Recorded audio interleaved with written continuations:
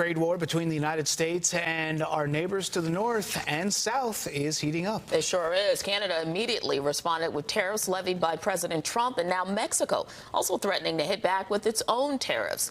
We're expecting that sometime this morning. Let's get right to Good Day's Robert Moses, who joins us live from the East Village with the very latest. Robert, good morning. Tashani and Dan, good morning to you. President Donald Trump is making good on his promise to levy tariffs in an effort to stem the flow of fentanyl and undocumented immigrants. But critics say this is a wrong-headed policy and will make your trip to the grocery store, restaurant, car dealership, and any number of other places more expensive. Mexican President Claudia Sheinbaum says she will announce retaliatory steps today against the United States if the two countries cannot come to an agreement. President Donald Trump plans to impose a 25% tariff against Mexico and a 10% tariff against China starting tomorrow. A 25% tariff against Canada will also take effect then, with the exception of Canadian energy exports, which will be taxed at 10%.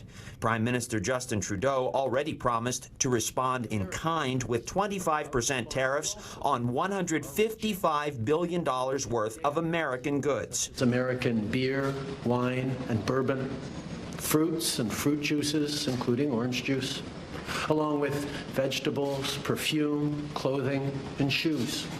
It'll include major consumer products like household appliances, furniture, and sports equipment, and materials like lumber and plastics, along with much, much more. On Truth Social, President Trump said, will there be some pain? Yes, maybe, and maybe not. The Senate's #2 Republican sided with him. I support what the president's doing. We need to get rid of the fentanyl. We need to tell China, as well as Mexico, as well as Canada, to get the fentanyl out of our country. Not every Republican is on board. Senator Mitch McConnell, who has clashed with President Trump often, spoke out against the tariffs last night on 60 Minutes. It will drive the cost of everything up. In other words, it'll be paid for by American consumers. Senator Chuck Schumer, who agrees with McConnell on little, agrees with him on that. It's going to affect beer. It's going to affect your guac. We visited the Red Grill on the Upper East Side, where a worker warned that diners will experience indigestion from their bills. It's going to be difficult for the people to come to eat when they see the price really high, because we got to raise the prices also because the veggies and everything more expensive. Governor Kathy Hochul is concerned. Our businesses are going to feel it immediately. And also, just why are we doing this?